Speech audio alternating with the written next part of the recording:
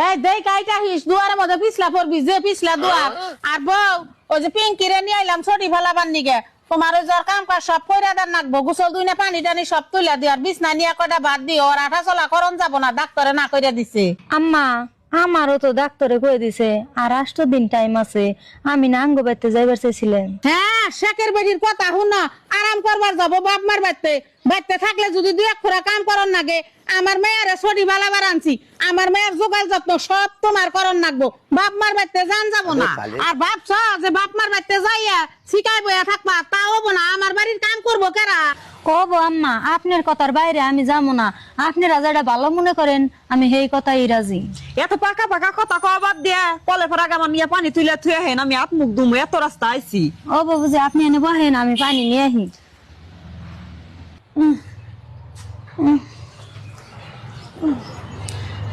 এত ভাব ধরলে কাম হবো না ওই যে পিঙ্কির নিগা পানি বইরা নিয়ে হোক গোসল দেবো। ও আম্মা আমি গেতাছি।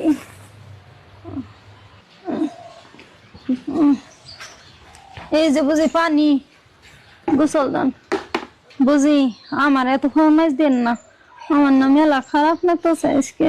মা আমার কাম বলে ভাবি করা হারবো না।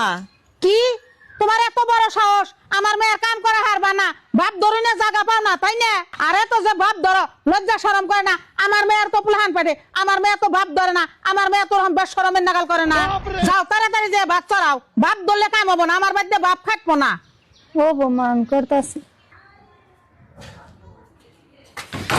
দেখা হই না এটা যাহারো না ও কাম করে না দেখে ওরকম বাপ ধরো তাই না।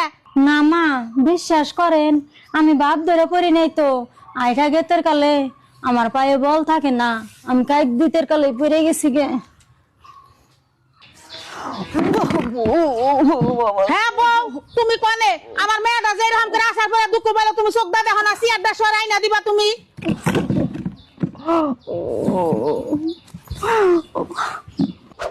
বুঝি আপনি যে বইবেন তাহলে আমার চেহারার কথা কইতেন আমি চেহারা আইনা দিতাম। এখন কি সুন্দর করে কইতাছে বুঝি আন্নে যে বইবেন আন্নে কইলে আমি সিয়ারাই নাই দিতাম এত উদরতা এখন আর দেখান লাগবো না। কি হয়েছে গো মা, কি হয়েছে? কি এর জন্য এত তোমরা হাল্লাচিল্লা করো? হাল্লা করুম না কে গেদা পিঙ্কি হয়েছে পড়ার বাড়ির বউ আঙ্গ হয়েছে মেয়া যদি বাচ্চাটা কোনো ধরনের হষ্ট দুষ্ট হয় সেসম তো তার আঙ্গই ধরবো আর বউ তো হয়েছে আঙ্গ বাড়ির বউ ইয়ার কোনো কিছু হইলেও কোনো অসুবিধা হবো না। হ্যাঁ মা তুমি এটা কেমন ধরনের কথা কইলে?